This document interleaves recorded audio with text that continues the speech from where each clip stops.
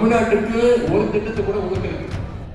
அவங்களுக்கு குஜராத் என்ற அடிமை அதிமுக 234 குறைந்தது 200 தொகுதியை வென்று காட்டுவோம். உங்களுக்கு தெரியும், 2 நாட்களுக்கு முன்பு ஒன்றிய அரசு பட்ஜெட் போட்டாங்க. அந்த பட்ஜெட்ல தமிழ்நாட்டுக்கு ஒரு திட்டத்தை கூட ஒதுக்கல, ₹1 கூட ஒதுக்கல.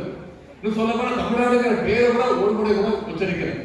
அப்படிப்பட்ட ஒன்றிய அரசு அவங்களுக்கு குஜராத் என்ற அடிமை அதிமுக இவங்க 2 பேருக்கும் பாடத்தை கற்பழிக்கணும்னா வருகின்ற 2026 சட்டமன்ற தேர்தலில் எப்படி 2024 நாடாளுமன்ற தேர்தலில் மிகப்பெரிய வெற்றியை நம்முடைய மதச்சார்பற்ற முற்போக்கு கூட்டணிக்கு கொடுத்தீங்களோ அதே போல தொடர் பிரச்சாரங்களை செஞ்சு மக்களை சந்திச்சு நம்முடைய ஆட்சியுடைய சாதனைகளை எடுத்து சொல்லி அனைவரும் நம்முடைய மதச்சார்பற்ற முற்போக்கு கூட்டணிக்கு, திமுக தலைமையிலான அந்த கூட்டணிக்கு நம்முடைய தலைவரை மீண்டும் 2வது முறையாக தொடர்ந்து முதலமைச்சராக உட்கார வைக்கிறார். 7வது முறை திராவிட முன்னேற்ற கழகம் ஆட்சி அமையணும்னா நாம் ஒருவரும் அனைவரும் களத்தில் இறங்கி பிரச்சார பணியில ஈடுபட வேண்டும் என்று கேட்டுக்கொள்கின்றேன்.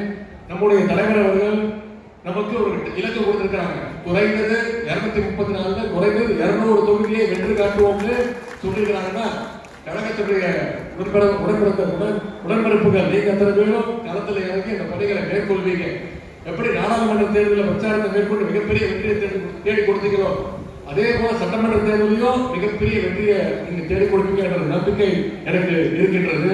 இதுபோன்ற செய்திகளை மேலும் தெரிந்து கொள்ள எங்களது யூடியூப், Facebook மற்றும் Twitter ஆப்களை சப்ஸ்கிரைப் செய்யவும்.